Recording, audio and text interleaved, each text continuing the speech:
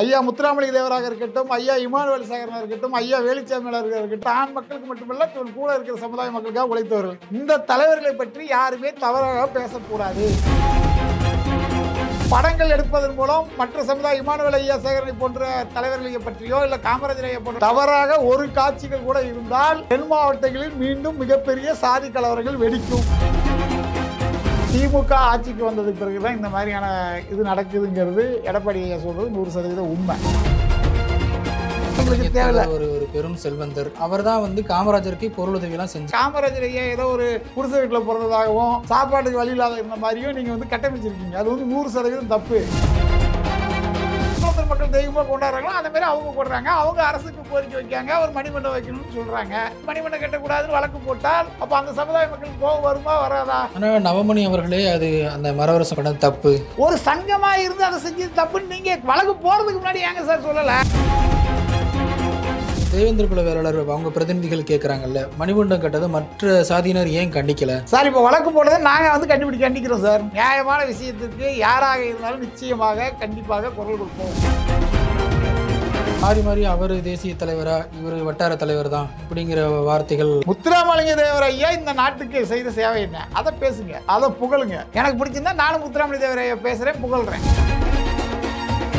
சௌத்ரி பல குற்றச்சாட்டுகளை மறுக்கிறாருல்ல. எந்த குற்றச்சாட்டு மறுக்காரு? தேவேந்திர குல வேளாளர் பத்தி நான் அவதூறா பேசல அப்படின்னு சொல்றாரு. இமானுவேல் சேகரன் ஐயாவை பத்தி அவர் தவறுதலாக போட்டிருக்கிற அவருடைய முகநூல் பக்கங்களே பாருங்க. காமராஜர் ஐயா பத்தி யூடியூப் சேனல்ல பேசுறதை பாருங்க. அவர் ஒரு விளம்பர பிரியர்.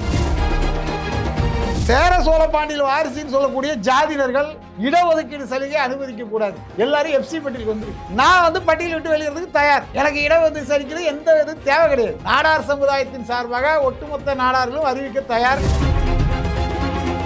இவரை உருவாக்குறது நாங்க தான் அப்படின்னு சொல்லி பெருமை பேசுற இடத்துல நாங்க இல்ல.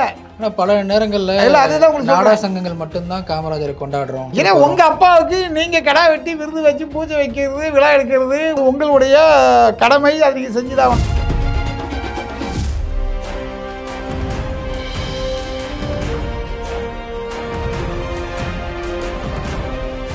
குளோப் 360 நேயர்களுக்கு அன்பு வணக்கம். இன்றைய சிறப்பு நேர்காணலில் தமிழ்நாடு நாடார் சங்கத்தினுடைய தலைவர் திரு முத்துரமேஷ் நாடார் அவர்களை வரவேற்று நிகழ்ச்சிக்கு செல்லலாம். சார் வணக்கம். வணக்கம் ஐயா. தொடர்ச்சியாக தமிழ்நாடு முழுக்க, குறிப்பாக தென் தமிழ்நாட்டில் சாதிய கலவரங்கள், சாதிய கொலைகள் அதிகரித்த வண்ணம் இருக்குது. நேற்றைக்கு டிசம்பர் 20ஆம் தேதி மட்டுமே திருநெல்வேலியில் 2 கொலைகள் நடந்திருக்கு. எடப்பாடி பழனிசாமி அவர்கள் இது அரசியல் ரீதியான ஒரு விமர்சனமாக முன்வைக்கிறாரு. ஸ்டாலின் நிர்வாகத்திறமை இல்லாமல் இருக்கிறாரு அப்படிங்கிற ஒரு விமர்சனம் முன்வைக்கிறாரு. அதையெல்லாம் தாண்டி நடக்கக்கூடிய கொலைகளில் பெரும்பாலான கொலைகள் சாதிய ரீதியாக நடக்குது அப்படிங்கிற ஒரு குற்றச்சாட்டு இருக்குது. நீங்களும் ஒரு சாதி அமைப்பு தலைவராக இருக்கிறீங்க, எப்படி பார்க்குறீங்க? தென் மாவட்டங்களை பொறுத்தளவுக்கு தொடர்ந்து இந்த மாதிரி நடந்துட்டு இருக்கு. நேற்று 2 கொலை நடந்திருக்கு. அதுக்கு முன்னாடி ஒரு நாடார் சமுதாயத்தை சேர்ந்தவர் கூட்டாமலியை சேர்ந்த ஒருத்தரை படுகொலை செஞ்சுருக்காங்க. இது எல்லாமே சாதி ரீதியான கொலைகளாக இருக்கிறது வருத்தத்தையும் வேதனையும் அளிக்கிறது. இது போன்ற கொலைகள் நடக்கக்கூடாது. குறிப்பாக திமுக ஆட்சிக்கு வந்ததுக்கு பிறகுதான் இந்த மாதிரியான இது நடக்குதுங்கிறது எடப்பாடி சொல்றது 100% உண்மை. ரகுபதி நேற்று கேட்கிறாருல, சாத்தாங்குளம் சம்பவமும் பொள்ளாச்சி சம்பவமும் அது சாதி ரீதியான கொலை கிடையாது. காவல்துறை அடக்குமுறையாக நடைபெற்ற கொலை அது. அந்த கொலையில் ஈடுபட்டவங்க சாதி ரீதியாக நடந்தாங்க அப்படி கிடையாது. அது அவர் அமைச்சர் அவர் கட்சி சார்பாக சொல்றாரு. ஆனால் நாங்கள் அடுத்த 4 மணி நேரத்தில் கொலை செஞ்சவங்களை கைது பண்ணிட்டோம். ஒரு வழக்கறிஞர் கொலையாளிகள் தப்பி ஓடும்போது ஒரு கொலையாளியை பிடித்திருக்கிறார். அவர் பேட்டி கொடுத்திருக்கிறார். காவல்துறை சிறப்பாக செயல்படவில்லை. காவல்துறை வளாகத்தில் 20க்கும் மேற்பட்டவர்கள் இருக்கார்கள். யாருமே அதுக்கான எந்த முயற்சி பண்ணல. நாங்கள் எங்கள் உயிரை கொடுத்து காப்பாற்றுங்கிற பேட்டி நீங்கள் நேற்று சேனல் டிவிலெல்லாம் பார்த்துருப்பீங்க. காவல்துறை சிறப்பாக செயல்பட்டுருக்குது, வாழ்த்துக்கள், அதில் பிரச்சனை கிடையாது. ஆனால் இது போன்ற சம்பவங்கள் நடக்கக்கூடாது.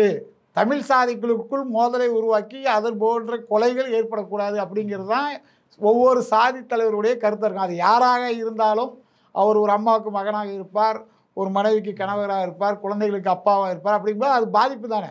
ஒரு சாதி ரீதியை வச்சுக்கிட்டு இந்த மாதிரி கொலை செய்கிறதுங்கிறது எந்த விதத்திலும் கூட அது யாராக இருந்தாலும் சரி, அது நாடார் சமுதாயமாக இருக்கலாம், தேவேந்திர குல வேளாளர் சமுதாயமாக இருக்கலாம், அல்லது தேவர் சமுதாயம் இருக்கலாம், எந்த சமுதாயமாக இருந்தாலும் சாதி ரீதியான கொலைகளை தடுத்து நிறுத்த வேண்டியது அரசினுடைய கடமை. இதற்கு காரணமாக திகழ்பவர்கள் அரசு கடுமையான நடவடிக்கை எடுத்து அவங்கள சிறையில் அடைச்சால் இந்த மாதிரி பிரச்சனைகள் வராது. சட்ட ஒழுங்கு சரியாக இருந்தால் இது போன்ற சம்பவங்கள் நடைபெறுவது குறையும் அப்படிங்கிறது தான் வாதம். இந்த மாதத்துலேயே 3 கொலை நடந்திருக்கு. சாதிய பெருமை, ஏன் சாதி உயர்ந்தது, சாதி கீழ் தாழ்வான சாதி இப்படிங்கிற போக்கு தென் மாவட்டங்களில் ரொம்ப அதிகரிச்சிருக்கு. இதுதான் கொலைகளுக்கான முக்கிய காரணமா இருக்கு அப்படிங்கிறாங்க. இல்லை, அதாவது இது வந்து இப்போ இந்த சாதி ரீதியாக வரக்கூடியவர்கள், அதன் மூலம் ஆதாயம் அடைபவர்கள் தொடர்ந்து செய்யக்கூடிய தவறுகள். இப்போ நான் குறிப்பாக சொல்லணும்னா, தேசிய தலைவர் என்று ஒரு படம் எடுக்கிறார்கள். அது வந்து முத்துராமலிங்க தேவர் ஐயாவுடைய வாழ்க்கை வரலாறு சம்பந்தமான ஒரு படம். அந்த படம் கிட்டத்தட்ட ஒரு 4-5 வருஷமாக எடுத்துகிட்டு இருக்கோம், வெளியே வரப்போகுது, எடுத்துகிட்டு வந்திருக்கோம், வெளியே போகுதுன்னு சொல்லி அந்த படத்துடைய தயாரிப்பாளர் என்று சொல்லிக் கொள்பவர் தொடர்ந்து முகநூல்களில் சமூக வலைதளங்களிலே பதிவுகளை செய்கிறார்.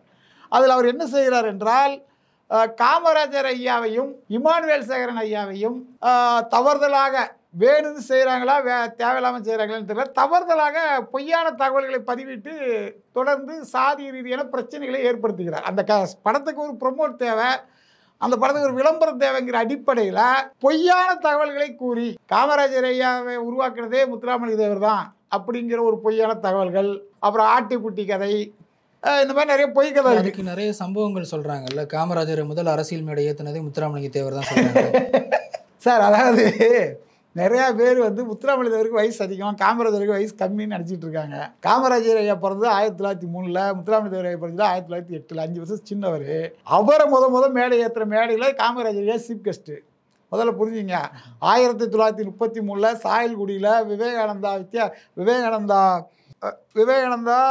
நூலக நிகழ்ச்சியில் வேற ஒருவர் கலந்து கொள்வதாக இருந்தது பேச்சாளர். அவர் கலந்து கொள்ளங்கிறதுக்காக முத்துராமலிங்க தேவர் ஐயாவை கூப்பிட்டு அந்த நிகழ்ச்சியில் பேச வைக்காங்க.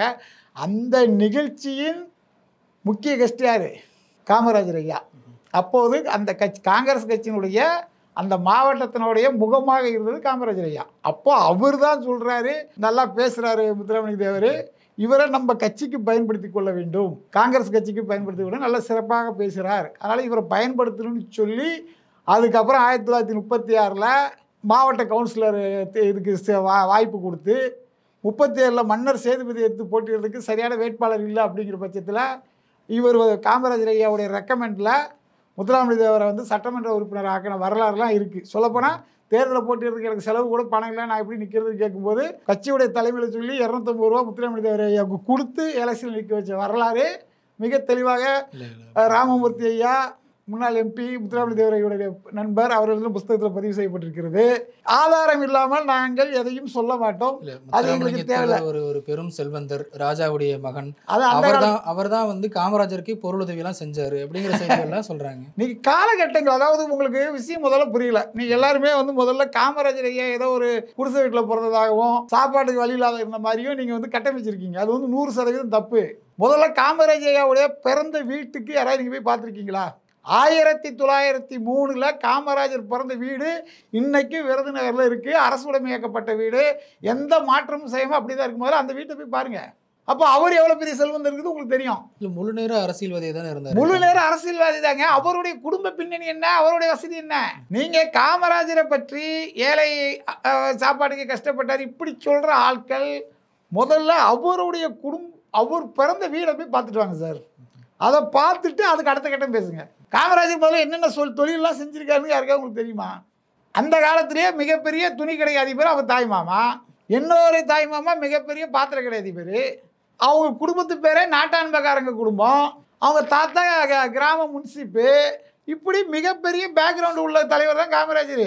அவர் வந்து ஏழை பங்காளன், ஏழைகளை தன்னுடைய நண்பர்களாக தோழர்களாக ஏற்றுக்கொண்ட தலைவர், அவர்களுக்கு என்ன நல்லது செய்யணுங்கன்னு நினச்சிக்கிட்ட தலைவர்.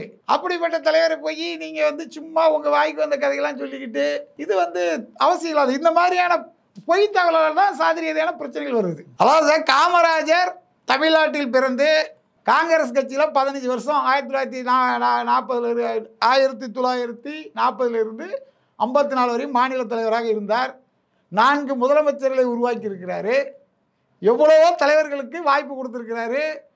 சட்டமன்ற உறுப்பினர் ஆக்கியிருக்காரு, நாடாளுமன்ற உறுப்பினர் இருக்காரு. இப்படி பல்வேறு வரலாற்று தகவல்கள் எவ்வளவோ இருக்குது. அதெல்லாம் நீங்கள் படிக்காமல் காமராஜரை உருவாக்குனதே வந்து முத்துராமலிங்க தேவர் ஐயான்னு சொல்கிறது எவ்வளோ பெரிய அபத்தம். இல்லை, 2 பேரும் நல்ல தோழமையில் இருந்தாங்க. இவர் தான் பொருளாதார ரீதியாக பேக் பண்ணார். பொருளாதார ரீதியாக பேக் பண்ணுறதுக்கு அங்கே ஒன்றும் கிடையாது சார். அவரே அன்றைக்கி வந்து அவங்க அப்பா கிட்ட சொத்து கேட்டு வழக்குக்காக அலைஞ்சிருந்தார் சார். இப்போ நான் 250 ரூபா அவர் கொடுத்து அதுக்கு கட்சியிலேருந்து கொடுத்து தான் எலெக்ஷன் நின்னாருங்கிறத நிரூபிக்கிறேன். யாராவது மறுக்க முடியுமா? அவரை பற்றி நாங்கள் தவறாக சொல்லி எங்களுக்கு அவசியம் கிடையாது. முதல்ல புரிஞ்சுக்கிங்க. இப்படி அவர் வந்து ஒரு செல்வந்தர் குடும்பத்தை சேர்ந்தவர், அதில் பிரச்சனை கிடையாது. அவர் ஒரு மிகப்பெரிய நிலக்கிழார், அதுல பிரச்சனை கிடையாது. அன்றைய சூழல் அவருடைய நிலைமை என்ன? ராஜாவுடைய வாரிசு. மன்னர் சேதுபதிக்கு விசுவாசமான குடும்பம் இவங்க குடும்பம். உக்கரபாண்டிய தேவர், அவங்க வெள்ளச்சாமி தேவர் ஒரு ராஜா தான் அப்படிங்கிறாங்க. அவங்க ராஜா கிடையாது. நம்ம சொல்லிக்கிட்டு அது எங்க ராஜா சொல்லுங்க? எந்த ஊருக்கு ராஜா? ராஜாவா தான் இருந்தாரு. ஏங்க எந்த ஊருக்கு ராஜாவா இருந்தாருங்க? எந்த ஊருக்கு இங்கே ஜமீனா இருந்தாரு? ஏங்க இந்த மாதிரி பொய் எங்க சொல்றீங்க? அவருக்கு உள்ள பாசிட்டிவ் பாயிண்ட்டை சொல்லுங்க, நல்ல விஷயத்த சொல்லுங்க. அவர் செஞ்ச நல்ல விஷயங்களை சொல்லுங்க. 100% வரவேற்கிறோம், ஏத்துக்கிறோம். தமிழ் தேசிய ஒற்றுமை வேண்டும், தமிழர்களுக்குள் ஒற்றுமை வேண்டும், தமிழர்களுக்குள் பிரச்சனை வரக்கூடாது, சாதி ரீதியான மோதல் வரக்கூடாதுன்னா முதல்ல ஒவ்வொரு தலைவருடைய பாசிட்டிவ் பாயிண்ட்டை பேசுங்க. அவங்க செஞ்ச நல்ல விஷயத்த சொல்லுங்க. உண்மையாலுமே தமிழ்நாட்டில் சாதி ரீதியான மோதல் வரக்கூடாதுன்னா எல்லா சமுதாய தலைவர்களையும் பாசிட்டிவ் பாயிண்ட் சொல்லி எல்லா ஜாதி தலைவரும் அந்தந்த தலைவர்களையும் புகழ்பாட வேண்டும். ஐயா இமானுவேல் சேகரனை தேவர் சமுதாய மக்களும் நாடார் சமுதாய மக்களும் புகழ்பாட வேண்டும். ஐயா முத்துராமலிங்க தேவர் ஐயா அவர்களை தேவேந்திர குல வேளாளர்களும் நாடார் சமுதாயிலும் புகழ்பாட வேண்டும். ஐயா வீரர் வேலுச்சாமி நாடாரை தேவேந்திர குல வேளாளர்களும் தேவர் சமுதாய மக்களும் புகழ்பாட வேண்டும். அவங்க செஞ்ச சேவைகளை வந்து பாராட்டுங்க. இதே காலகட்டத்தில் இருந்து ஐயா வேலுச்சாமி வேலை இருக்காரு, அவருக்கு எந்த ஒரு சம்பந்தமும் இல்லாமல் வேற சாதிகள் தங்களுடைய சகோதர சாதிகள் பாதிக்கப்படும் போது குற்றப்பரம்பரை சட்டம் என்கின்ற ரேகை சட்டம், கைரேகை சட்டம் என்று சொல்லக்கூடிய அந்த சட்டத்தை எதிர்த்து 7000 பேர்களை திரட்டி தனது பேரையூரில் முத்துராமலிங்க வந்து சீஃப் கெஸ்டாக கூப்பிட்டு நடத்திய போராட்டம் ஒரு வரலாறாக இருக்கிறது. அவங்க சமுதாயம் பாதிக்கப்படலை, தன் கூட இருக்கவங்களோட சமுதாயம் பாதிக்கப்படுதுங்கிறதுக்காக அவர் நண்பர்கள் அதில் வந்து நாடாரும் தேவரும் கலந்துக்கிடல, தேவேந்திர குல வேளாளர் மக்களும் கலந்துக்கிட்டாங்க, பிள்ளைமார் சமுதாயம் கலந்துக்கிட்டு, இப்படி எல்லா சமுதாயமும் கலந்துக்கிட்டு தான் அந்த அதாவது முக்குளத்திற்கு எதிரான ஒரு சட்டமான குற்றப்பரம்பரை சட்டத்தை எடுத்து போராடுறாங்க வேலுச்சாமி நாடார் தலைமையில். அப்படியெல்லாம் ஒற்றுமையாக இருந்த ஒரு நிகழ்வை நீங்கள் வந்து அதுக்கப்புறம் கட்டுக்கதைகளை எழுதி பொய் செய்திகளை சொல்லி இந்த மாதிரி காமராஜர் ஐயாவுக்கே நாங்கள் தாங்கிற கதைகள்லாம் சொல்லி தேவையில்லாத எதுக்கு பிரச்சனை தவறு சொல்கிறீங்க? உண்மை என்றால் உண்மையை சொல்லுங்கள். அதாவது முடிசூடா மன்னர் முத்துராமலிங்க தேவர் ஒரு புஸ்தகம், அந்த புஸ்தகம் வந்து வெளியே வருது. அந்த புஸ்தகத்தில் ஐயா நவமணி தான் வந்து ஒரு மதிப்புரை எழுதுகிறார். இந்த புஸ்தகத்தை ஏஆர் பெருமாள் முன்னாள் சட்டமன்ற உறுப்பினர், அகில இந்திய பாரத் பிளாக் தலைவராக இருந்தவர், அவர் எழுதின அந்த புஸ்தகம் அன்றைக்கி வெளிவரதுக்கு அதிகபட்சம் ஒரு 4000 ரூபா தான் செலவாயிருக்கும். அந்த 4000 ரூபாயே தேவர் சமுதாய மக்கள்கிட்ட எங்களால் வசூல் பண்ணி நடிக்க முடியல, இந்த புஸ்தகம் வெளிவரதுக்கு யாரும் உதவி செய்யலை, அகில இந்திய தலைவராக இருந்தவர் சட்டமன்ற உறுப்பினர் இருந்தவர் எவ்வளவோ முயற்சி பண்ணி யாருமே உதவி செய்யலை அப்படின்னு சொல்லி நாடார் சமுதாயத்தை சேர்ந்த ரவி என்கோ உரிமையாளர்கிட்ட கேட்டால் அவங்க தான் இதுக்கு உதவி செஞ்சாங்க அப்படின்னு சொல்லி நன்றி உணர்வோட இதே நவமணியை எழுதியிருக்காரு. அப்போ அங்கே எங்கே சாதி ரீதியான மோதல் வந்துச்சு? நமது மாவட்டத்தை சேர்ந்த ஒரு தலைவர், அவருடைய வாழ்க்கை வரலாறு புஸ்தகம், அந்த புஸ்தகத்துக்கு அவங்க சாதிக்காரங்களே உதவி செய்யாத போது நாடார் சமுதாய மக்கள் உதவி செய்கிறாங்க. உதவி செய்து அந்த புஸ்தகத்துக்கு வெளிவரதுக்கு காரணமாக இருக்காங்க. அதுக்காக முத்துராமலிங்க தேவர் வரலாறு வெளிவரதுக்கே நாடார் சமுதாயம் தான் காரணம், நாங்கள் இல்லைன்னா அந்த புஸ்தகம் வெளியே வந்திருக்காதுன்னு சொல்லிக்கிட்டு நாங்கள் பெருமை பேசினா நல்லா இருக்குமா? இந்த இடம் தான் ஒரு நட்பின் அடிப்படையில் நடந்திருக்கக்கூடிய ஒரு விஷயம் இது இந்த புஸ்தகம். இது அதுக்காக ஆட்டுக்குட்டி கதையில ஆட்டுக்குட்டி வாங்குறதுக்கு வசதி இல்லாத அளவுக்கு காமராஜர் ஒன்றும் வசதி இல்லாத ஆள் கிடையாது. நீங்கள் அதுதான் சொல்கிறேன். அந்த காலகட்டத்தில் அவங்களோட வசதி என்னென்னா அவங்க பிறந்த வீட்டை போய் பாருங்கள் சார், யார் வசதியானு தெரியும். இப்போ நான் அதை வந்து காமராஜர் பெரிய நிலக்கலாறு கோடீஸ்வர வீட்டு பையன் அப்படின்னு நான் சொல்ல வரல. நீங்கள் பொய் சொல்கிறத நிறுத்துங்க, காமராஜர் செய்த நல்ல விஷயங்களை பேசுங்க. ஒரு குறிப்பிட்ட பகுதியில் குறிப்பிட்ட சமுதாய மக்களை தாண்டி அந்த சமுதாயத்தின் 90% மக்கள் காமராஜரை ஆதரிச்சாங்க. முக்குளத்தூர் மக்கள் ஆதரிக்காமல 1962 காமராஜர் வந்து 51% ஓட்டு வாங்கினாரு. எந்த ஒரு கூட்டணி இல்லாமல் தமிழ்நாட்டில் ஆட்சி பிடிச்சாரு. என்ன சொல்கிறீங்க? உங்களுடைய அரிப்புக்கு அடுத்தவங்களும் சொல்லியாதீங்க, ஏன் உண்மையை பேசுங்க. அதாவது இமானுவேல் சேகரனுக்கு அரசு ஒரு மணிமண்டபம் கட்டுது, அதில் உங்களுக்கு என்ன பிரச்சனை? அந்த இடம் தான் சிக்கலாக வருது. ஆமாம், அந்த இடம் முக்கியமான சிக்கல். அதாவது ஒரு தலைவருக்கு இமானுவேல் சேகரன் ஐயாவை அந்த சமூக மக்கள் தேவேந்திர குல மக்கள் ஒரு தெய்வமாக கொண்டாடுறாங்க. எப்படி முத்துராமலிங்க தேவர் ஐயாவை முக்குளத்தூர் மக்கள் தெய்வமாக கொண்டாடுறாங்களோ அந்த மாதிரி அவங்க கொண்டாடுறாங்க. அவங்க அரசுக்கு கோரிக்கை வைக்காங்க, ஒரு மணிமண்டபம் வைக்கணும்னு சொல்கிறாங்க, அது அரசு ஒத்துக்குது. நீங்கள் போய் அவருக்கு மணிமண்டபம் கட்டக்கூடாதுன்னு வழக்கு போட்டால் அப்போ அந்த சமுதாய மக்களுக்கு கோபம் வருமா வராதா? ஆனால் நவமணி அவர்களே அது அந்த மரவர் சங்கம் ஆப்பநாடு மரவர் சங்கம் பண்ண தப்பு, ஒரு சங்கமாக இருந்து அதை செஞ்சது தப்புன்னு நீங்கள் வழக்கு போகிறதுக்கு முன்னாடி ஏங்க சார் சொல்லலை? வயசான ஆட்கள், நீங்கள் நடுநிலையே பேசக்கூடிய ஆட்கள், எல்லாருக்கிட்டையும் அண்ணன் தம்பியாக பழகக்கூடிய ஆட்கள், வழக்கு போகிறதுக்கு முன்னாடி நீங்கள் அவங்களுக்கு அறிவுறுத்திருக்கணும் இல்லையா? ஒரு சங்க சார்பாக போகிறாங்க சார், ஒரு தனிநபர் போட்டால் அவங்ககிட்ட கேட்டிருக்க மாட்டாங்க சார். ஒரு சங்கம் வழக்கு போடுது, இன்னொரு பெரிய சமுதாயத்தை எதிர்த்து. அப்படி இருக்கும்போது நீங்களாம் அதை தடுத்து நிறுத்திருக்கணும் இல்லையா? அப்படியே வழக்கு போட்டதாலும் உடனடியாக வாபஸ் வாங்க வச்சிருக்கணும்ல. அதெல்லாம் நீங்க ஏன் செய்யல? ஆனா அவர் பொது வெளியிலேயே தப்புன்னு சொல்றாரு. தப்புன்னு சொல்றது இன்னைக்கு சொல்றாங்க சார். நான் சொல்றேன் வழக்கு போறதுக்கு முன்னாடி எங்க சொல்லல? வழக்கு போட்டவொடனே உங்க நாலேஜுக்கு வந்தவொடனே நீங்க அதை வந்து வாபஸ் வாங்குங்கன்னு ஏன் சொல்லல? சொல்லியிருக்கணும்ல. அதுக்காக தலைவர்களை பத்தி அவதூறா பேச, அவதூறெல்லாம் யாரும் பேசல சார். பதிலுக்கு பதில் பேசுறதுங்கிறது கத்திக்கு அதுதான் சார். இப்போ வந்து சில பேரை பத்தி உண்மையை பேசினா தப்பாயிரும். நல்லா தெரிஞ்சுங்க. சில தலைவர்களை பற்றி உண்மையை பேசினால் தவறாயிடும். இல்லை, எல்லா தலைவர்களுக்கும் ஏதோ ஒரு கருப்பு பக்கம்ங்கிறது இருக்கத்தானே செய்யும். கண்டிப்பாக இருக்கும். அதுக்கு தான் சொல்கிறோம். நீங்கள் வந்து உங்களை பற்றி நான் தவறாக பேசுவதோ, என்னை பற்றி நீங்கள் தவறாக பேசுவதோ தேவையில்லை. நம்மளாம் வந்து அண்ணன் தம்பியாக இருக்கணும், ஒற்றுமையாக இருக்கணும். இன்றைக்கி வந்து இன்டர்நெட் யுகமாகி போச்சு. படித்த மக்கள் அதிக அளவில் வந்துட்டாங்க. வேலை வாய்ப்புக்கு போகணும், வேலை செய்யணும். உலக பொருளாதாரத்தில் நம்ம வந்து இந்தியா பெரிய அளவுக்கு வரணும், இந்தியா வல்லரசு ஆகணும். இப்படி வந்து நீங்கள் வந்து உண்மையாலுமே வந்து முத்துராமலிங்க தேவரையை நேசிக்கக்கூடிய ஆட்களாக இருந்தால் அந்த மாதிரி தான் சிந்திக்கணும். இந்த நாடே வளர்ச்சி பாதைக்கு கொண்டு வரதுக்கு தான் எல்லாருமே பாடுபட்டுருக்காங்க. அப்படி இருக்கும்போது அவங்க எடுத்த விஷயங்கள், வீரர் வேலுச்சாமியாளர் வந்து அவர் வீட்டு பிரச்சனைக்காக இருந்தார். அவர் மிகப்பெரிய கோடீஸ்வரர், மிகப்பெரிய வத்தல் வியாபாரி, மிகப்பெரிய விவசாய குடும்பத்தை சேர்ந்தவர். அவருக்கு வந்து அவர் வேலையை பார்த்துட்டு போக தெரியாதா? கூட பாதிக்கப்பட்ட மக்களுக்காக போராடணும், அதுக்காக வாய்ப்பூட்டு சட்டத்துக்கு ஆளானவர். அதுலேயும் ஒரு பொய்க்கதை என்ன சொல்கிறீங்க? வாய்ப்பூட்டு சட்டம் வடக்கே திலகருக்கும் தெற்கே தேவருக்கு மட்டும்தான் போடப்பட்டதுன்னு ஒரு பொய். 7/11/1936 தி ஹிந்து பத்திரிகையுடைய செய்தி முத்துராமலிங்க தேவர் வரலாறு நக்கீரன் பதிப்பகத்தில் வெளியிட்ட புஸ்தகத்தில், பேராசிரியர் செல்வராஜ் எழுதுகிற புஸ்தகத்தில் அதற்கான ஆதாரம் இருக்கிறது. தேவைப்பட்டால் கொடுக்க தயாராக இருக்கேன். அதாவது நம்ம நிறைய விஷயங்களே இப்போ ஒரு தினகரன் எழுதின இதுவே வந்து கருணாநிதிக்கு ஆதரவாக எழுதினாரு, காமராஜர் சொல்லி செஞ்சாரு, காமராஜருக்கான பத்திரிகையாளர் அவர், இப்படிலாம் சொல்றாங்க. அதுதாங்க உங்களுக்கு தகுந்த மாதிரி நீங்க பேசிக்கிடுவீங்க. இப்போ காமராஜர் வெளிப்படையே எழுத மாட்டாரு, அதனால தினகரனை சொல்லி எழுத வச்சு. அதுதான் சார். இப்போ காமராஜருக்கு தாங்க சார் வேலை. இவரை பத்தி தப்பா எழுதுங்க. நவமணி பதிவு பண்ணியிருக்காரு. இல்லை, நவமணி ஐயா வந்து அவர்கிட்ட வந்து எனக்கு கொஞ்சம் ஒரு சில விஷயங்கள் பிடிக்கும். வரலாறுல ஓரளவுக்கு உண்மையை சொல்லுவார், ஓரளவுக்கு. நேற்று கூட ஒரு காணொலி பார்த்தேன். நேதாஜி ஐயா போட்டிருந்த மாலையை வந்து ஏலம் விட்டாங்களாம், 7 லட்சம் ரூபாய்க்கு போச்சு அப்படின்னு பேசியிருக்காரு.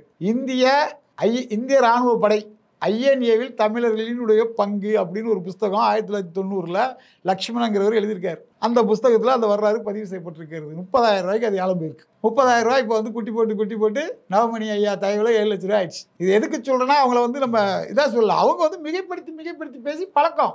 சின்ன விஷயத்தை நம்ம ஊரில் சொல்லுவாங்களா, பேனை பெருச்சேலைக்கு பெருச்சேலை பெருமளக்கண கதைன்னு ஒன்று சொல்லுவாங்க. அந்த மாதிரி இவங்களாம் எக்ஸ்போஸ் பண்ணி பேசிகிட்டு இருக்காங்க. ஐஎன்ஏல ராமுத்தேவருங்கிறவர் 19 வயசில் வந்து தூக்கிலிடப்பட்டு கொல்லப்பட்டிருக்காரு. அவர் இங்கிருந்து போனவர் அல்ல. எல்லாமே ஐஎன்ஏ வீரர்கள் வந்து 99% இளம் புலம்பெயர்ந்த தமிழர்கள். ஐஎன்ஏல தமிழர்கள் மட்டும் இருக்குல்ல, தமிழர்களுடைய பங்கு முக்கியமானது. 100 பேர் இருக்காங்கன்னா அதில் 15 பேர் 20 பேர் தமிழர்கள். அந்த 20 பேரில் எல்லா சாதியினரும் உண்டு. எல்லாம் அவங்களும் அதான் சொல்கிறாங்க, உண்டு. ஆனால் நீங்கள் வந்து என்ன சொல்கிறீங்க, இங்கேருந்து நாங்கள் ஆட்கள் அனுப்பி விட்டோம்னு சொல்கிறது வந்து பொய். அது வந்து தேவையில்லாதது வேலைன்னு சொல்கிறோம். ஐஎன்ஏல இருந்த தமிழர்கள் இருந்தாங்கிறது உண்மை, தமிழ்நாடு தேவர் சமுதாயத்தை சேர்ந்தவங்கிறது உண்மை, நாடா சமுதாயத்தை சேர்ந்தவங்க அதிகளவு இருந்தது உண்மை, தேவேந்திர குல மக்கள் இருந்தது உண்மை, அதே அளவுக்கு ஃபண்டு பண்ணுறது நாட்டுக்கோட்டை செட்டியாருங்கிறது உண்மை. இதெல்லாம் பதிவு பண்ணுறீங்க.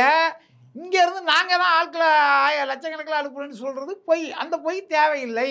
இல்லை, அவங்களுமே அப்படி இல்லைன்னு தானே சொல்கிறாங்க. இல்லையா, அவர் நவமணியுமே இல்லைன்னு தான் சொல்கிறாரு, அனுப்பணுன்றாரு. நேற்று வீடியோவில் சொல்லியிருக்காரு, பார்த்தேன். இதெல்லாம் தேவையில்லாத சர்ச்சைகள் சார். பொதுவாக தமிழ் சமுதாயத்திற்குடைய ஒற்றுமை வேண்டும், அனைத்து தலைவர்களும் மதிக்கப்பட வேண்டும். இப்போ தேவேந்திர குல வேளாளர் அவங்க பிரதிநிதிகள் கேட்குறாங்கல்ல, மணிமண்டபம் கட்டதை மற்ற சாதியினர் ஏன் கண்டிக்கலை, அவங்க வழக்கு போட்டதை ஏன் கண்டிக்கலைன்னு கேட்குறாங்கல்ல சார். இப்போ வழக்கு போட்டதை நாங்கள் வந்து கண்டிக்கிறோம் சார்.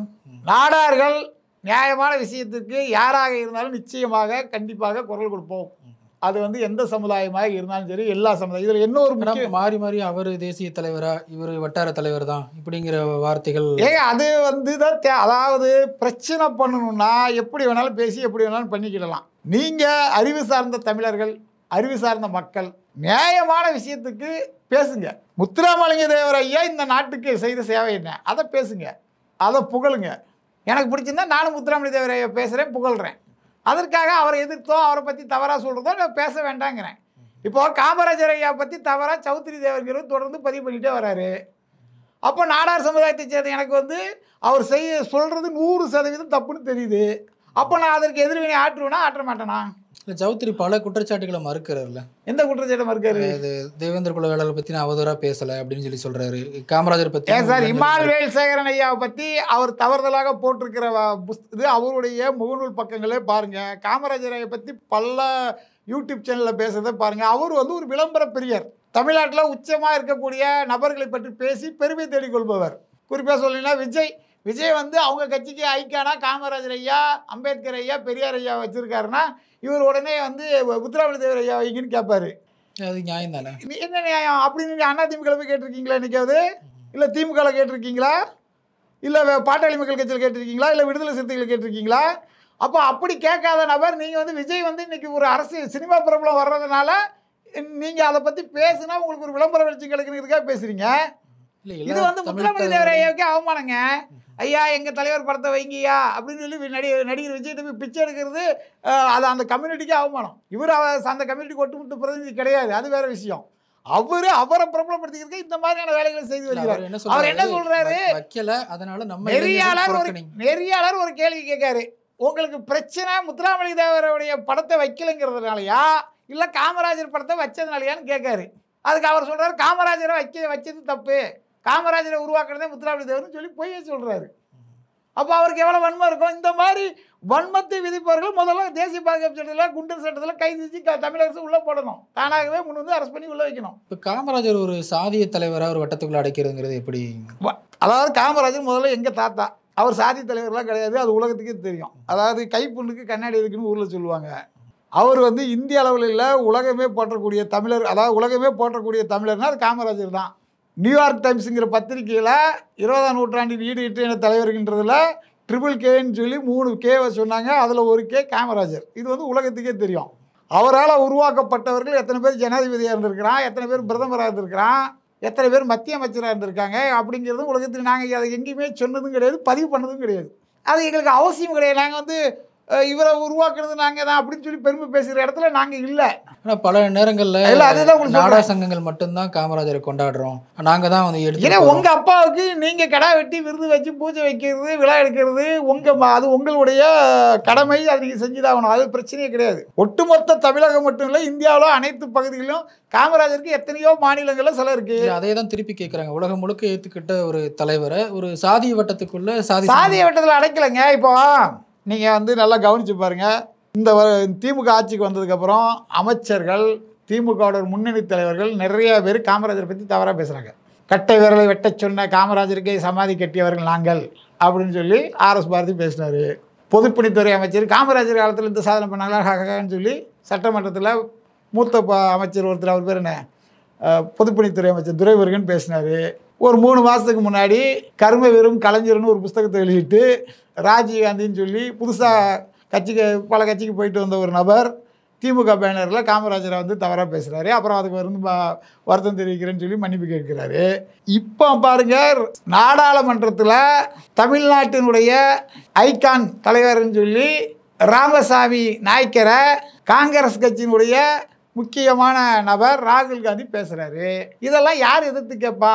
தமிழ்நாடு காங்கிரஸ்ன்னு ஒரு காங்கிரஸ் கட்சி இருக்குது தமிழ்நாட்டில், அதுக்கு ஒரு மாநில தலைவர் இருக்கார். அவங்க சாதிக்காரங்க பாதிக்கப்படும்போது மட்டும் குரல் கொடுக்காரு. இசைவாணி ஐயம்சாரி ஐயப்பான்னு பாடினா இசைவாணி பாடினதில் என்ன தப்புன்னு சொல்லி அதற்கு அவர் முட்டு கொடுக்கிறார். அம்பேத்கர் பிரச்சனை வரும்போது அதுக்கு முட்டு கொடுக்கிறார். ஆனால் தமிழ்நாட்டில் காங்கிரஸ் கட்சி ஒன்று இருக்குது, அதுக்கு வந்து ஒரு 15-20 MLA சீட்டு கொடுக்கணும், ஒரு 4-5 MP சீட்டு கொடுக்கணும், அதுக்கு ஒரு ஓட்டு வங்கி இருக்குன்னா அது காமராஜருடைய ஓட்டு வங்கி. அந்த ஓட்டு வங்கியை கூட மதிக்காமல் காமராஜரை பற்றி தவறாக பேசுனது எதிர்த்து ஒரு வார்த்தை கூட பேசுறதுல இந்த செல்வ பெருந்தகைங்கிற மாநில தலைவர் அவர் கண்டிக்கலங்கிறது எப்படி சொல்கிறீங்க நீங்கள்? ஆமாம், ஒரு அறிக்கை கொடுக்கல, ஒரு போராட்டம் போடல. இப்போ இசைவாணி யாரு அந்த மாதிரி செஞ்ச சாதனை என்ன? ஒரு பத்திரிகையாளர் சந்திப்புல கேட்கறாங்க, பதில் சொல்றாரு. அம்பேத்கருக்கு வந்து மிகப்பெரிய போராட்டம் இருக்கு, ஏன் காமராஜர் நடக்கல? எல்லா கட்சிகளும் பண்றாங்களே, திமுக எல்லா கட்சியும் பண்ணா நீங்க பண்ணுவீங்க அப்படித்தானே? உங்க கூட்டணி கட்சி திமுக பண்ணினால் அவங்க கிட்ட அனுமதி லெட்டர் எழுதி கொடுத்துட்டு பண்ணுவீங்க. காமராஜருக்கு ஒரு அவமானம்னா அப்போ உங்களுக்கு உண்மையாலுமே காமராஜர் மேல பற்றுள்ள நபர்கள் நீங்கள் வந்து காமராஜர் காலத்தில் உருவாக்கிய காங்கிரஸ் சொத்துக்களான தமிழ்நாடு சத்தியமூர்த்தி பவனை விட்டோம் தேனப்பட்ட காங்கிரஸ் மேல மட்டும் முதல்ல வெளியேறுங்க. காமராஜருக்கு ஒரு பிரச்சனைக்கு உங்க பேசுறதுக்கு அறிக்கை கொடுக்க முடியல, வாயை திறக்க முடியல, உங்களுக்கு எதுக்கே காங்கிரஸ் கட்சி? காமராஜர் உருவாக்குற சொத்துல இருக்கிறதுக்கு உங்களுக்கு என்ன அடிப்படை தகுதி இருக்கு? முதல்ல அதை விட்டு வெளியேறுங்க. அதுக்கப்புறம் நீ காமராஜ் பத்தி பேசாதீங்க. ராஜீவ்காந்தி வருத்தம் தெரிவிச்சிட்டாரு. இப்போ திமுக நீங்க சொன்னவங்க எல்லாருமே இது பண்ணிட்டாங்க. அவங்க அது ஒரு பெருசா பார்க்கல. ஒரே அணியில இருக்கிறாங்க, கண்டிக்கிறாங்க, திரும்ப பெற்றுக்கிறாங்க. அதுதான் சார் தப்பு. அவங்க அந்த மாதிரி இப்போ ராகுல் காந்தியை கண்டிக்க சொல்லுங்க பார்ப்போம். செல்வ பெருந்தகையோ இல்லை காங்கிரஸ் கட்சி சேர்ந்து யாரோ பெருங்க உணர்வுள்ள திருச்சி வேலுச்சாமி ஐயா போன்ற நபர்கள், வரலாறு தெரிந்தவர்கள் அதை பேசினாங்களே தவிர இவங்களாம் எதுவுமே பேச. இவங்க வந்து திமுகவுடைய ஒரு பிரிவு. இவங்க வந்து காங்கிரஸ் கட்சி கிடையாது, திமுகவுடைய ஒரு பிரிவு. நாளைக்கே ஈரோடு தொகுதியில் திமுக தான் நிற்கணும்னா உடனே எல்லாரும் திமுக வாழ்க்கைன்னு திமுக ஓட்டு கேட்க போகிறாங்க. இல்லை எங்கள் 2 எம்எல்ஏ முன்னாடி நாங்கள் தான் இருந்தோம், எங்களுக்கு எம்எல்ஏ சீட் கொடுங்க அவங்க கேட்க போகிறாங்களா? கிடையாது. அதன் காரணமாக தான் எங்கள் அப்பாவுக்கு ஒரு பிரச்சனை நாங்கள் போராடுவோம், எங்கள் தாத்தாவுக்கு ஒரு பிரச்சனை நாங்கள் போராடுவோம்னு உணர்வுள்ள சமுதாய மக்கள் போராட்டத்துக்கு வரதுக்கு வராங்க. அதில் நீங்கள் எப்படி வந்து தவறுன்னு சொல்ல முடியும்? இல்லை, இப்படி ஒவ்வொருத்தரும் வந்து இந்த சாதிய பெருமைகள் பேசுறதுனால தான் தென் மாவட்டம் முழுக்க கலவரம் வருது. இப்போ டாக்டர் கிருஷ்ணசாமி என்ன சொல்கிறாருன்னா, தென் மாவட்டங்களில் வேலைவாய்ப்பு குறைவாக இருக்குது, இதை பற்றி மற்றவங்க பேசுகிறதில்ல. அவர் அதுதான் நான் வந்து தென்காசி வளர்ந்தால் தென் தமிழ்நாடே வளரும்னா நான் பிரச்சாரம்லாம் முன் வச்சேன். பல்வேறு சாதிய கலவரங்கள் நடக்குது. குறிப்பாக அவருடைய மகன் சியாம் வந்து பேசும்போது என்ன சொல்கிறாருன்னா, தென் மாவட்டங்களில் ஒரு 10-15 ரவுடி கும்பல் இருக்குது, அவங்கள போட்டு தள்ளிட்டா போதும், எல்லா பிரச்சனையும் முடிஞ்சிடும், என்கவுண்டர் பண்ணிட்டா போதும் அப்படின்னு சொல்லி சொல்கிறாரு. அதுக்கான போராட்டத்தை அவர் முன்னெடுக்க வேண்டியதானே? 10-15 ரவுடிகளால பிரச்சனை இருக்குது, அந்த ரவுடிகள் எந்த சாதியானாலும் இருக்கட்டும், அப்போ அவங்கள வந்து என்கவுண்டர் பண்ணணும், இல்லை கைது செய்யணும்னு சொல்லி ஏன் இவங்க போராட்டத்தை முன்னெடுக்கல? வாயில மட்டும் பேசிக்கிட்டு இருக்கக்கூடாது. அதாவது தென் மாவட்ட வளர்ச்சியாக இருக்கட்டும், ஒட்டுமொத்த வளர்ச்சியாக இருக்கட்டும். இப்போ முக்கியமான பிரச்சனைகள் என்றால் சேர சோழ பாண்டியர்கள் நாங்கள் தான், சோழர் நாங்கள் தான், சேரை நாங்கள் தான், பல சாதியினர்கள் வந்து தொடர்ந்து அவங்க வந்து நாங்கள் தான் சொல்லி கிளைம் பண்ணுறாங்க. ஏதோ ஒரு விஷயம் இந்த பாட்டில் பார்த்தீங்கன்னா எங்கள் பேர் வந்துட்டு அருண்மொழி தேவன் வந்துட்டு, அப்போ தேவர் சமுதாயத்துக்கு பாத்தியமானவர், அப்புறம் பெருவுடையார்னு வந்துட்டு அப்போ உடையார் சமுதாயத்தை சேர்ந்தவர், இப்படி ஒவ்வொன்றா சொல்லி ஒவ்வொரு சாதிக்காரங்களும் கேட்டுட்டு இருக்காங்க. உண்மையாலுமே சேர சோழ பாண்டியர்களுடைய வாரிசுகள் யார் அப்படிங்கிறதுக்கு வந்து தமிழக அரசு ஒரு குழு ஒன்று உருவாக்கி அந்த குழுவில் இந்த சாதி பெருமை பேசுகிறாங்க இல்லையா, அவங்கள எல்லாத்துட்டையும் ஆதாரம் கொடுக்க சொல்லி உண்மையாலுமே சேர சோழ பாண்டியர்களுடைய வாரிசுகள் யார், இந்த சாதியினர் தான் சொல்லி ஒரு அறிவிப்பு வெளியிட்டால் இந்த பிரச்சனை முடிஞ்சிடும். ஒன்று இல்லை, அது எங்களால் பண்ண முடியாது. இல்லை, சாத்தியம் இருக்குன்னு நினைக்கிறீங்களா? கண்டிப்பாக இருக்குது. கல்வெட்டு ஆதாரங்கள், செப்பேடு ஆதாரங்கள், மெய்கீர்த்திகள், புராண இதிகாசங்கள், புறநானூறு, அகநானூறு, என்னென்ன நிறைய இருக்குல்ல, அதில் உள்ள இதெல்லாம் கொண்டு வாங்கப்பா எல்லாரும். யார் யாருக்கெல்லாம் என்னென்ன ஆதாரங்களும் எடுத்துகிட்டு வாங்க, யார் சேர சோழ பாண்டியன்னு முடிவு பண்ணிடுவோம் அப்படின்னு சொல்கிறதுக்கு ஒன்று இருக்குது. அப்படி இல்லைன்னா இன்னொன்று இருக்குது. சேர சோழ பாண்டியல் வாரிசுன்னு சொல்லக்கூடிய ஜாதியினர்கள் இடஒதுக்கீடு சலுகை அனுமதிக்கக்கூடாது. எல்லாரும் எஃப்சி பட்டியலுக்கு வந்துருக்கு. நான் நாடாரு, நான் சேர சோழ பாண்டியலுடைய வாரிசு அப்படின்னு நான் உரிமையாக பேசுகிறேன், சொல்கிறேன், எழுதுகிறேன், செய்கிறேன். நான் வந்து பட்டியல் விட்டு வெளியேறதுக்கு தயார். எனக்கு இடஒதுக்கீடு சலுகை எந்த இதுவும் தேவை கிடையாது. காமராஜரே வந்து சொல்கிறேன், கூட்டு வந்தார். அதை தான் சொல்கிறேன், இடஒதுக்கீடு சலுகை எனக்கு தேவையில்லை. நான் வந்து இந்த எனக்கு வந்து சேர சோழ பாண்டியலுடைய வாரிசுங்கிற என்னுடைய இதுதான் எனக்கு முக்கியம்னு சொல்லி நாடார் சமுதாயத்தின் சார்பாக ஒட்டுமொத்த நாடார்களும் அறிவிக்க தயார். அதை ஆல்ரெடி செஞ்சு காட்டியவர்கள் நாங்கள். 1921 64 வரைக்கும் நாங்கள் எந்த சலுகைகளும் இல்லாமல் செஞ்சு காட்டியவர்கள் நாங்கள். அதுக்கு நாங்கள் ரெடி. இதே போன்று எம்பிசி பட்டியலில் இருக்கிறவங்க எஸ்சியில் எங்களை சேருங்கன்னு சொல்லி சலுகை கேட்குறதும். அது சலுகையா இல்லை உரிமையா? சலுகை. உரிமை எப்படி சொல்லுவீங்க? எஸ்சி பட்டியலில் இருக்கிறவங்க எம்பிசி பட்டியலில் சேருங்கன்னு கேட்குறதும் இவங்களாம் எப்படி வந்து மன்னர் பரம்பரைங்கிறத ஏற்றுக்க முடியாது. நீங்கள் உண்மையாலுமே உங்களுக்கு எல்லாருக்குமே மன்னர்களுடைய வாரிசுங்கிற எண்ணம் இருந்தால் முதல்ல எல்லாருமே பட்டியலிட்டு வெளியேறி எஃப்சி பட்டியலுக்கு வாங்க. அது உரிமைன்னு சொல்கிறாங்க. உரிமை கிடையாது. எப்படி உரிமை? தொடர்ந்து காலங்காலமாக மறுக்கப்பட்ட உரிமையை நாங்கள் கேட்குறோம். ஏன் என்ன மறுக்கப்பட்ட? நீங்கள் மன்னர் பரம்பரை, நான் மன்னர் பரம்பரை. மன்னர் பரம்பரை எனக்கு எதுக்கு மறுக்கப்பட்ட உரிமைங்க? ஏன் இந்த நாட்டை ஆண்ட பரம்பரை நான், சேர சோழ பாண்டியலோட வாரிசு நான். அப்படி இருக்கும்போது எனக்கு எதுக்கு இடஒதுக்கீடுன்னு கேட்கேன். எனக்கு என் ஜீனில் ரத்தத்தில் ஓடுறதே மன்னர் பரம்பரை. என்னால் உழைச்சி ஜெயிக்க முடியும், விஞ்ஞானத்துறையில் சாதிக்க முடியும், அரசியலில் சாதிக்க முடியும், கல்வித்துறையில் சாதிக்க முடியும், இப்படி எல்லா துறையிலையும் என்னால் சாதிக்க முடியும். 64 கலைகளை கற்றறிந்து ஜீன் வழியாக மரபு வழியாக தொடர்ந்து என் உடம்புல வந்து அந்த ரத்தம் இருக்குது. அப்படி இருக்கும்போது எனக்கு எதுக்கு சலுகைங்க? தேவையில்லையா? இடைப்பட்ட காலத்தில் உரிமை மறுக்கப்பட்டது, அதற்கான இதுதான் வந்து இடஒதுக்கீடு அப்படின்னு சொல்கிறாங்க. இடைப்பட்ட காலத்தில் மறுக்கப்பட்டது இல்லை, மறுக்கப்பட்டு இப்போ நீங்கள் அதை பெற்று எத்தனை வருஷம் ஆச்சு? 50 வருஷத்துக்கு மேலே ஆச்சுல்ல. அதை விட்டுட்டு வெளியே வந்துட வேண்டியதானே? 50 வருஷமாகவே நீங்கள் என்ன அப்படியே இருக்கீங்க? இந்த சைடில் வந்து மன்னர் பெருமை பேசுகிறது, நாங்களாம் வந்து அப்படி இப்படின்ட்டு. அந்த சைடில் போய் ஐயா எங்களை வந்து எஸ்சி பட்டியலில் சரிங்கன்னு கேட்குறது. அப்புறம் இது எப்படின்னு கேட்கேன். நீ மன்னர் பரம்பரைனா அந்த ஸ்டிக்கில் இரு, நான் இருக்கிறேன். நாடார் சமுதாயம் நாங்கள் தான் சேர சோழ பாண்டியர்கள்னு சொல்வதற்கு எல்லாரும் அந்த இடஒதுக்கீடை நாங்கள் வேண்டான்னு சொல்லிடுறோம். எல்லாரோட அறிவிப்பாங்களா? அறிவிக்கிறதுக்கு தயார். எல்லா அமைப்புகளும் எல்லா அமைப்புகளும் 99.9% நாளைக்கே அறிவிக்கிறதுக்கு தயார். எல்லா மக்களும் சரி, நாடார் இளைஞர்கள் எல்லாருமே இதுக்கு வந்து 100% ஒத்துழைக்க தயார். ஓப்பன் சேலஞ்சிங் தான். இதே இதுக்கு எல்லாரும் ரெடியா. மன்னர் பரம்பரை நாளைக்குலேருந்து யாரும் நாங்கள் சொல்ல ஒன்று, நாங்கள் மன்னர் பரம்பரை சொல்கிற ஆட்கள் பட்டியல் விட்டு வெளியே வந்து எஃப்சி பட்டியலுக்கு வாங்க, எல்லாரும் ஒரே நாள்லேயே வெளியே வந்துடுவோம். அதுக்கப்புறம் அரசுக்கிட்ட ஒரு கோரிக்கை வச்சு வழக்கு பதிவு பண்ணி யார்கிட்ட உண்மையான ஆதாரம் இருக்குது, யார் தான் உண்மையான சேர சோழ பாண்டியர்களுங்கிறத கண்டுபிடிச்சி இந்த பிரச்சனைக்கு ஒரு தீர்வு கொடுத்துருங்க. இப்போ இது மாதிரியான பேச்சுக்கள் தான் வந்து தென் மாவட்டங்களில் கலவரத்தை தூண்டுது அப்படின்னு சொல்கிறாங்கல்ல. ஆமாம், நீங்கள் வந்து எல்லாருமே வந்து அதாவது சேர சோழ பாண்டியர்கள் எல்லாருமே நாங்கள் தான் சொல்கிறால் அப்போ அதுக்கு ஒரு தீர்வு வரணும் இல்லையா? இப்போ எங்களை பொறுத்தளவுக்கு எல்லா சாதிகளையும் நாங்கள் அண்ணன் தம்பியாக பழகக்கூடிய ஆட்கள். நாடார் சமுதாயம் எந்த சமுதாயத்துக்கும் எதிரி கிடையாது. தமிழ்நாட்டில் உள்ள அனைத்து சமுதாயத்திலும் மட்டுமே கிடையாது, இந்தியாவில் உள்ள அனைத்து சமுதாயம் கிடையாது, உலகத்தில் உள்ள எல்லா சாதியினரிடையும் அன்பாக பேசி பழகி நடுநிலையாக இருக்கக்கூடிய சாதிகள். நாங்கள் வந்து யாருக்கிட்டையும் சண்டைக்கு போக மாட்டோம், போகிறதுக்கு கிடையாது, அதுக்கான வேலையும் இல்லை. தொழில்னு சொல்லி தொழில் பார்த்துட்டு இருக்கக்கூடிய சமுதாயம், படித்து முன்னேறக்கூடிய சமுதாயம் நிறையா இருக்குது. சொல்லப்போனால் எல்லா சமுதாய மக்களையும் படிக்க வைக்கணும்னு சொல்லி செயல்படக்கூடிய சமுதாயம். ஒரு மன்னருங்கிற குவாலிட்டி அதுதான். மன்னர் வந்து தான் மட்டும் வளர மாட்டார், தன்னுடைய குடிகள் அனைவரும் வளர வேண்டும் அப்படிங்கிறது வந்து மன்னருடைய செயல்பாடாக இருக்கும். அந்த விதத்தில் நாடார்கள் தான் சேர சோழ பாண்டிய வாரிசுன்னு முழுமையாக நம்புகிறோம். அதுக்கான ஆதாரங்கள்லாம் இருக்குது. இப்படி ஒவ்வொரு சாதிக்காரர்களும் சொல்கிறது வருத்தத்தை தான் கொடுக்குது. அப்போ அதுக்கு ஒரு தீர்வு வரணும்ல, அப்போ அரசு தான் அதுக்கு தீர்வு கொடுக்கணும். இப்போ இந்த சாதிய கொலைகள் ஒரு முற்றுப்புள்ளிக்கு வரணும்னா என்ன? சாதிய கொலைகள் முற்றுப்புள்ளி நிச்சயம் வர வேண்டும். எந்த சாதிக்கும் யாரும் உயர்ந்தவனும் இல்லை, குறைந்தவனும் கிடையாது, எல்லாருமே ஈக்குவல் ரைட்ஸ் தான். நீங்கள் இவ்வளோ ஒற்றுமை பேசுகிறீங்க, நீங்கள் மற்ற சமூகத்தோட மற்ற சாதியினரோட ஒரு கூட்டம் போட்டு எல்லாரும் ஒற்றுமையாக இருப்போம் அப்படின்னு பேசினா முடிஞ்சிருச்சுல்ல? இல்லை, அது ஆல்ரெடி நான் வந்து பேசியிருக்கேன். அதாவது என்னை பொறுத்தளவிற்கு ஐயா முத்துராமலிங்க தேவராக இருக்கட்டும், ஐயா இமானுவேல் சேகரனாக இருக்கட்டும், ஐயா வேலுச்சாமியாளராக இருக்கட்டும், இவர்கள் எல்லாமே ஒரு மக்களுக்காக உழைத்த தலைவர்கள். சொல்லப்போனால் தான் மக்களுக்கு மட்டுமல்ல, தன் கூட இருக்கிற சமுதாய மக்களுக்காக உழைத்தவர்கள். இந்த தலைவர்களை பற்றி யாருமே தவறாக பேசக்கூடாது. அதே சமயத்தில் இந்த சமுதாயத்தைச் சேர்ந்தவர்கள் அடுத்த சமுதாயத்தைச் சேர்ந்தவர்களை பற்றி தவறாக பேசக்கூடாது. குறிப்பாக படங்கள் எடுப்பதன் மூலம் மற்ற சமுதாய இமானுவேல் ஐயா சேகரனை போன்ற தலைவர்களை பற்றியோ இல்லை காமராஜர் ஐயா போன்ற தலைவரை பற்றியோ தவறாக ஒரு காட்சிகள் கூட இருந்தால் தென் மாவட்டங்களில் மீண்டும் மிகப்பெரிய சாதி கலவரங்கள் வெடிக்கும். இப்படிதான் செந்தில் மலரும் பேசினார். உண்மை அது. அதை தடுத்து நிறுத்த வேண்டிய பொறுப்பும் கடமையும் யாருக்கு இருக்கிறது? அரசுக்கு இருக்கிறது. அதனால சக்தி வாய்ந்த ஊடகங்களால இந்த மாதிரியான கான்ட்ரவர்சியான படங்கள் வரும்போது அவங்க ஒரு தடவைக்கு 10 தடவை பார்த்து சென்சார் போர்டில் தெளிவாக கட் பண்ணி அந்த படத்தை வெளியிடணும். அதே சமயத்தில் அந்த படத்தை தயாரிப்பார் என்று சொல்லிக் கொள்பவராக இருக்கட்டும், இயக்குனராக இருக்கட்டும், இவங்களும் வந்து சமூக கடமை அடிப்படையில் இவங்களாம் அந்த மாதிரி காட்சிகள் இருந்தால் முதலடியாக அதை வந்து எடுத்துடணும். இதுதான் நிலைமை. மற்றபடிக்கு அனைத்து சமுதாய மக்களும் ஒன்று சேர்வதற்கு, எல்லாம் ஒற்றுமையாக பேசுவதற்கு நிறையா சாத்தியக்கூறுகள் இருக்கிறது. இப்போ உதாரணத்துக்கு பார்த்தீங்கன்னா தென்னிந்திய பாரம்பரிய கட்சி தலைவர் திருமாரஞ்சி இருக்கார், கரிகால மல்லர் இருக்கார், நாடா சமுதாயத்தை சேர்ந்த தலைவர்கள்லாம் நிறைய பேர் இருக்காங்க. இப்படி எல்லா சமுதாய தலைவர்களும் ஒன்றாக உட்கார்ந்து பேசி நம்மெல்லாம் ஒரு தாய் பிள்ளைகள், தமிழர்கள், தமிழ்நாட்டுடைய வளர்ச்சி நமக்கு முக்கியம், நம்மளுடைய இளைய சமுதாய வளர்ச்சி முக்கியம், எல்லாரும் நன்றாக படிக்க வேண்டும், வேலைவாய்ப்பு வாங்க வேண்டும், வாழ்க்கையில் முன்னேற வேண்டும்.